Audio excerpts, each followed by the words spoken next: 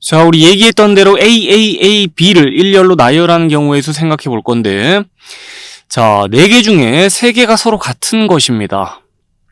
그 상황에서 이것들을 일렬로 나열하는 경우에서 어찌 세면 좋을까? 자, 앞에서 얘기했던 그 방식을 그대로 따라가는데, 서로 같은 것들을, 자, 이제 서로 다른 것으로 구분합니다. 번호를 붙여가지고.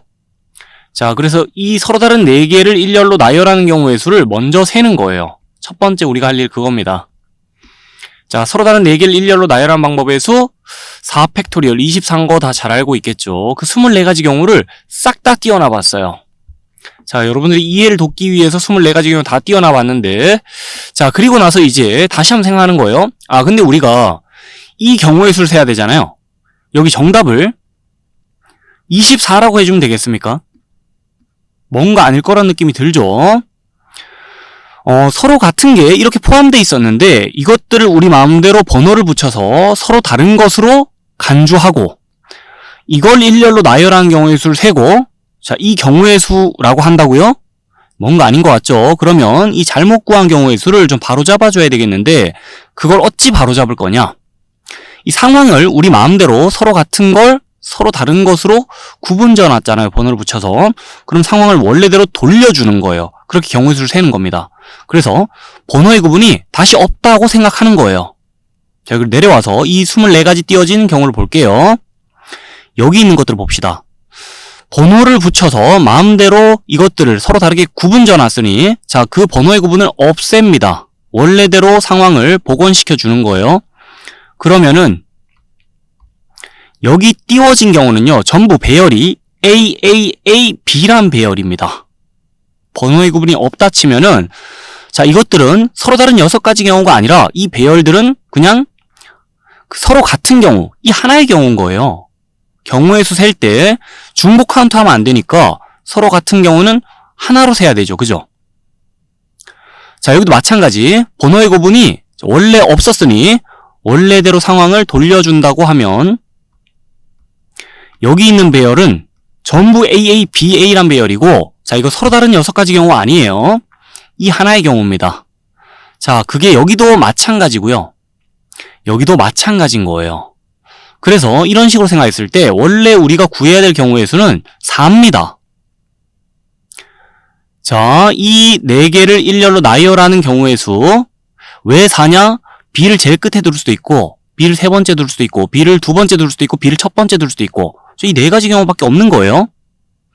아, 그래서 여기는 24를 적어 놓을 게 아니라 4를 적어 놨어야 됐네. 자, 그럼 상황을 보니까 이 총 24가지 경우 중에 6가지 경우씩을 하나로 묶어서 해야 되는 거잖아요. 이 수형들을 봤을 때 경우가 6갈래로 착 펼쳐지면은 곱하기 6 하는 게 맞겠지만, 지금은 자, 퍼져 있던 게 하나로 묶여 들어오는 식으로 생각해야 되니까 나누기 6 하는 게 맞습니다. 그래서 나눗셈을 통해서, 자, 우리 경우의 수 올바로 바로 잡아주는 게 우리가 해야 될 2번째 단계입니다. 자, 1번 단계에서 구한 경우의 수를 나눗셈을 통해 바로잡기. 요렇게 1번, 2번 2가지 스텝을 밟아서 최종 경우의 수 구하면 된다는 건데요. 이 경우의 수 구하는 원리는 요 정도로 이해를 해둬도 되겠지만은, 자, 좀 더 가서 아까 봤던 형태로 식을 다시 한번 표현해 볼게요. 이 식을. 그 일렬로 나열할 총 개수가 4개잖아요? 그래서 4팩토리얼 처음에 계산한다고 봐도 되겠어요.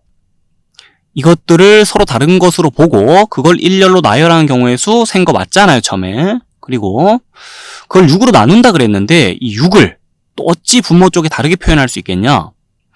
자, 이 중에 서로 같은 게 3개입니다. 그걸 번호를 붙여서 서로 다른 걸로 구분을 져놨는데, 자, 이것들끼리 서로 자리를 바꾸는 방법의 수 3팩토리얼이거든요. 그 3팩토리얼은 계산하면 6입니다.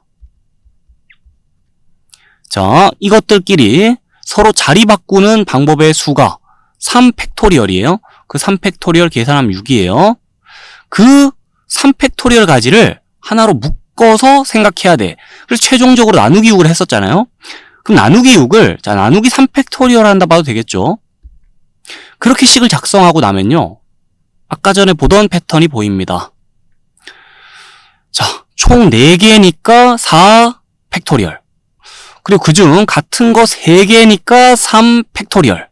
그 패턴이 보이죠? 그래서 경우의 수 구하는 원리도 이해해 두고, 자, 그와 별개로 이렇게 식이 작성되는 패턴도 상황에 맞춰서 잘 봐둡시다.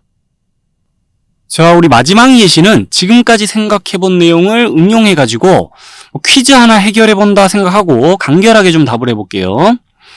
AAA, BB를 일렬로 나열하는 경우의 수 생각해보자고 돼 있는데요.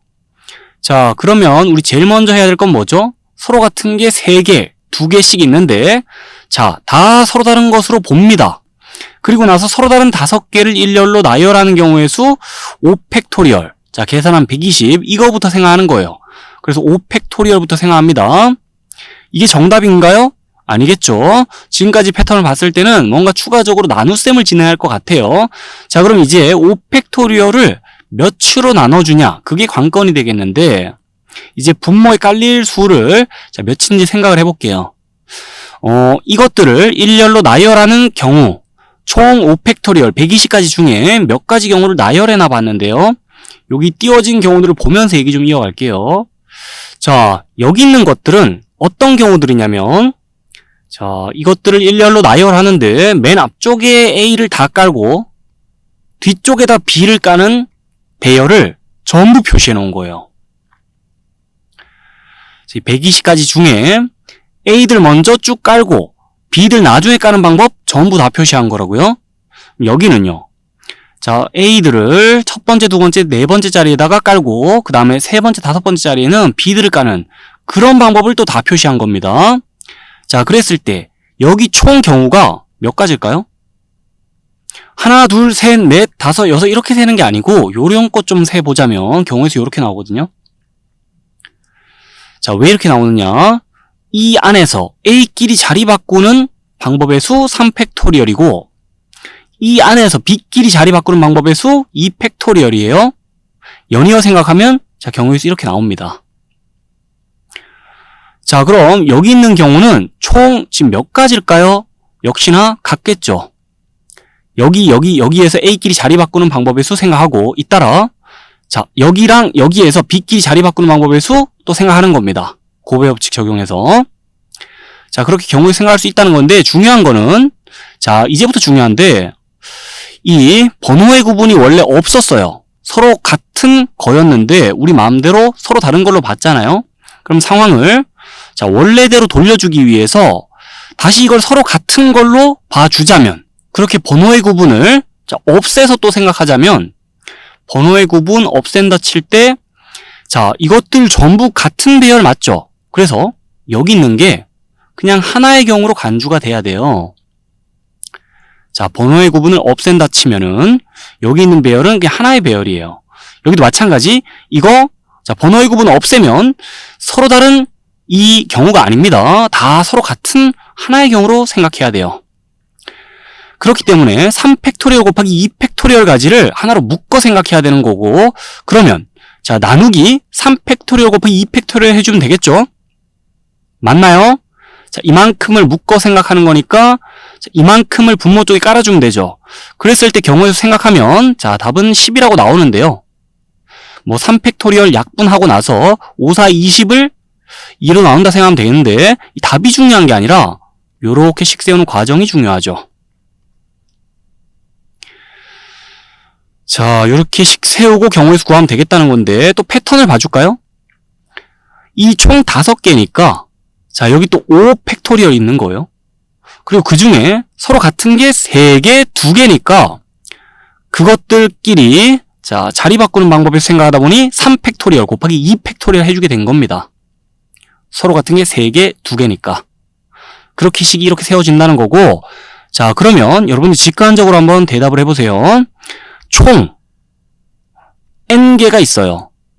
그 n개를 일렬로 나열하는 경우에 셀 건데 그 중에 자, 같은 게 p개, q개 있다 칩시다.